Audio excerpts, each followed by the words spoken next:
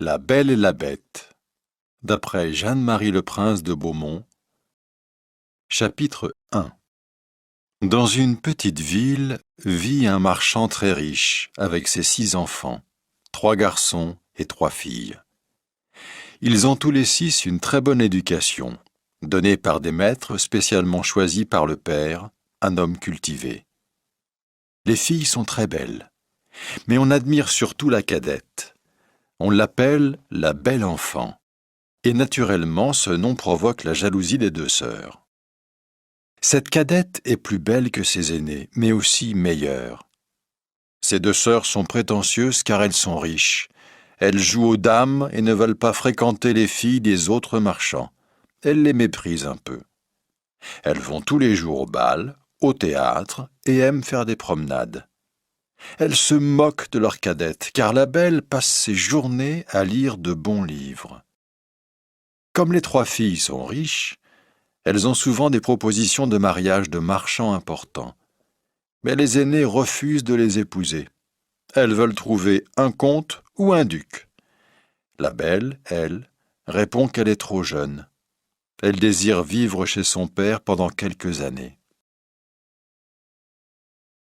Un triste jour, le père perd brusquement tout son argent. Il a maintenant uniquement une petite maison assez loin de la ville.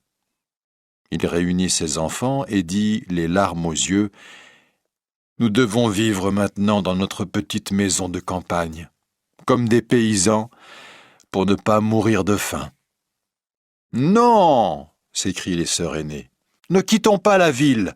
Nous sommes pauvres peut-être, mais ici nous connaissons beaucoup de jeunes gens et ils vont accepter de nous épouser. » Mais ces demoiselles se trompent.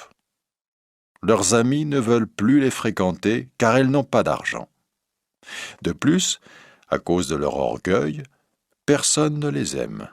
« On ne va pas avoir pitié d'elles, » disent les gens. « Maintenant, elles vont faire les dames avec leurs moutons. » Mais ils ajoutent, « Pour la belle, c'est bien triste. Elle est si bonne.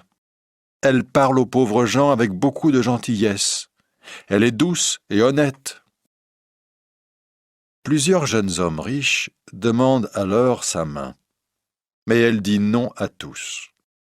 Elle ne veut pas abandonner son père dans cette mauvaise situation. Elle va le suivre à la campagne, le consoler et l'aider dans son travail.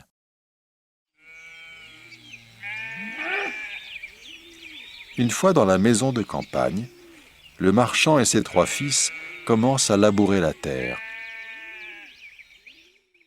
La belle se lève tous les matins à 4 heures pour nettoyer la maison et préparer les repas de toute la famille.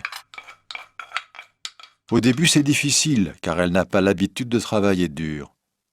Mais 2 mois plus tard, elle est plus forte et en très bonne santé. Ses sœurs, par contre, s'ennuient énormément. Elles se lèvent à 10 heures du matin, se promènent toute la journée et pensent à leurs belles robes et à leurs amis. « Notre cadette est vraiment sotte, » disent-elles entre elles. « Elle est contente de notre horrible situation. » Mais le bon marchand ne pense pas comme elle.